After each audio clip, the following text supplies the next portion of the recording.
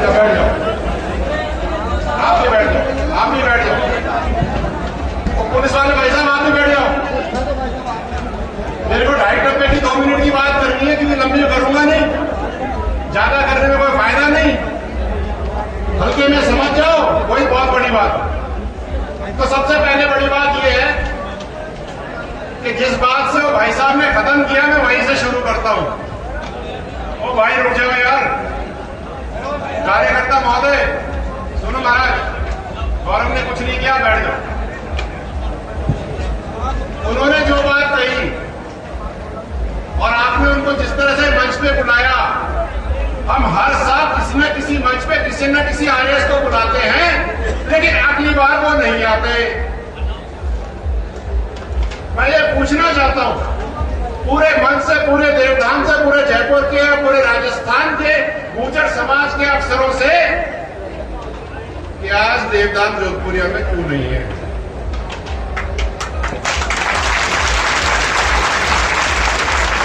कितना मजा आता, 2-2, 4-4, 15-15 एसडीएम होते, डिप्टी 6-7 यहाँ खड़े होते, अरे छाती फूलती छाती। आज मैं ढूंढ रहा हूं, कहां हो? भैया देव जी से जोत ले आओ, ढूंढ लेंगे तो पता चल जाएगा। मेरी बात कड़वी है, कह रहा हूं, क्योंकि पूरे राजस्थान में ढूंढता हूं, मिलते नहीं है।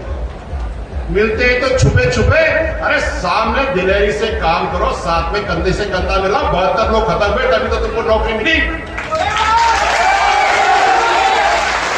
मर्द बनो, मर्द बन के काम करो और अपने लोगों के साथ खड़ा होना सीखो।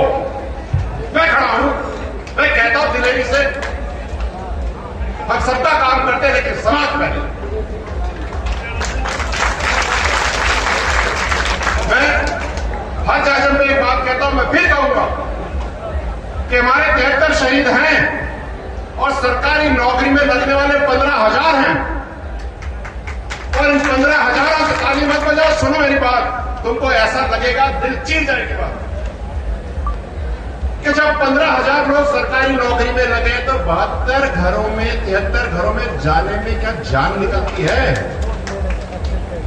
तुम सबके सब सरकारी नौकरी में राजस्थान में ही तो हो, कहीं बाहर तो हो नहीं।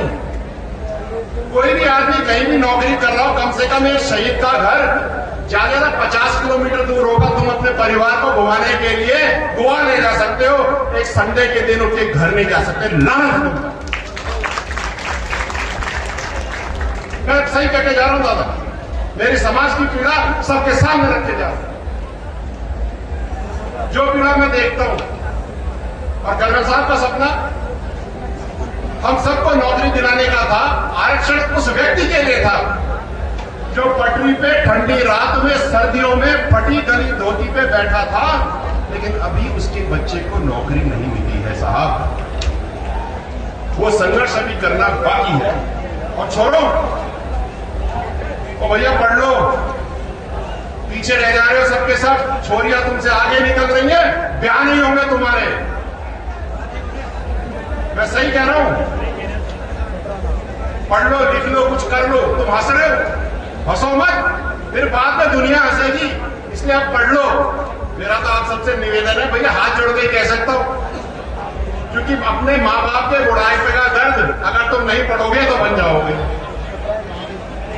राजनीतिक बात भी कर लेता हूं, लेकिन उससे पहले मैं तो देवधनी से अरदास लगाऊंगा, भोग लगाऊंगा कि अगर आपका आशीर्वाद बना रहे तो अगली बार देवनारायण छठ के दिन, अगली बार के दिन यहां पर 4 लेन बन जाए, कम से कम आ तो सके और जा तो सके।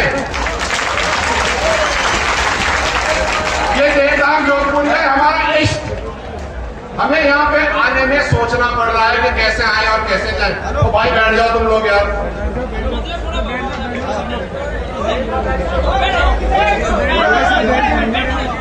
ओ भाई, केके सिक्योरिटी एजेंसी, बैठो, बैठ जाओ।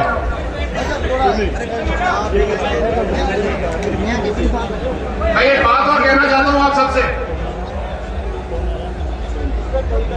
ध्यान से सुनना, बहुत ध्यान से। अपनी ताकत पहचानो। साहब कहते थे, जनरल साहब कहते थे, अपनी कौम, हमारी कौम बलभूर हो रही है। आप सब, हम सब बलभूर हो रहे। हमारी ताकत क्या है, हमारा सामर्थ्य क्या है, समझो, पहचानो, और उस सामर्थ्य को वहां लगाओ जहां से समाज की उन्नति हो, दुर्गति में मत लगाओ। ये बड़े बड़े खर्चे मत करो, ये भागवतों में क्यों पैसा खर्च करो, एक रिकॉर्डिंग लगाओ, लगा दो ना यार। और अगर भागवत करो तो उस मान से कराओ जो 1 रुपया न ले। मैं तो मान रहा हूं वो मान करता है भागवत। ऐसे मान की क्या जरूरत है, 2.5 लाख रुपए तो पहले मांगे और फिर भागवत करो। भैया नहीं चाहिए, रिकॉर्डर लगा लिया, हमारा काम हो जाएगा। 2.5 लाख रुपए बच्चों की पढ़ाई में लगाओ। भागवत के नाम पे ताकि कम बचती है, क्योंकि बढ़ावा कैसे दिखे। इसलिए और खास करके उन फौजियों को मैं निवेदन करना चाहता हूं, भैया बोले ना बाद में ले लेना, भागवत बाद में कर लेना, मैंने बच्चों को ढंग से पढ़ा लेना यार। मेरा निवेदन है सबसे, लंबी बात नहीं, आपकी ताकत, आपकी हिम्मत और आपकी शौहरत को सलाम, क्योंकि आपको आज केवल राजस्थान के ही नहीं, भारत और विदेश का एक एक बच्चा, एक एक मीडिया जानती है कि गुर्जर क्या है, और ये आप हैं। जैसे कर्नल साहब कहा करते थे कि मेरी बहादुर कौम, मेरी दरियादिल कौम, आप सबको मेरा पुनः प्रणाम है। और मैं चाहता हूं कि आप अब से लेकर के जब हम अगली साल यहां मिले तो यहां तो सारे के सारे आईएएस जो भी यहां पे ऑर्गेनाइज करता है, लावनी साहब आइए इधर आओ, हाथ कंधन को आरसी के आज ही खत्म कर देते हैं मामला। लावनी साहब मेरे साथ खड़े हैं, अगली साल भी होपफुली रहेंगे। आप सबको बुलाइएगा और जो जो नहीं आएगा उसका नाम लिख करके बताइएगा कि ये नहीं आया, क्योंकि हमारे समाज को हमने बनाया है, आपको आना पड़ेगा। ये आपका कर्ज है, ये आपका दूध है, आपको चुकाना पड़ेगा।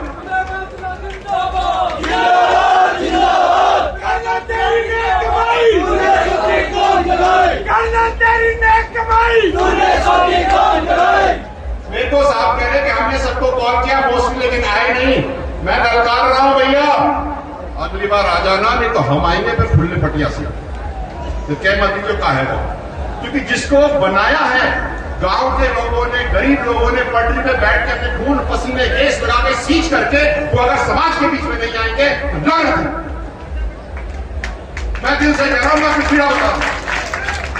जो आदमी हर जगह, मैं आपको बताऊं, मैं दिन में औसतन 250 किलोमीटर चलता हूं साहब अपनी गाड़ी से, और 7 दिन में अंदाजन 5 दिन तो मैं चलता ही चलता हूं। मैं सब देख रहा हूं क्या हो रहा है।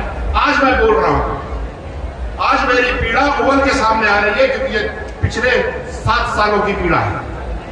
और जो लोग और जो बच्चे और जो लोग ये कह रहे हैं कि हमारे आरक्षण को खतरा हो रहा है, उनको आप कह देते हैं कि भैया ऐसे मुगालतों में मत रहो, खतरा होगा तो आप देख लेंगे। बच्चों तुम तो पढ़ करके नौकरी पालो यार, हमारे नहीं है, जीवते हैं। बेदारी का दूध पिया है, ऐसे नहीं है। और हम सबके सब बैठे यहां पे, ये सबके सब सूरमा राजन गुर्जर आरक्षण संघर्ष समिति के आप भी हो, और काऊ ने आंख उठाया देखना आरक्षण में तो दारी के तोड़ दूंगा।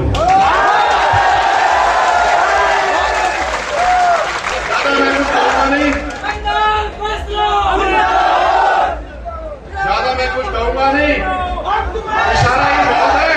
और देवघटी का दरबार का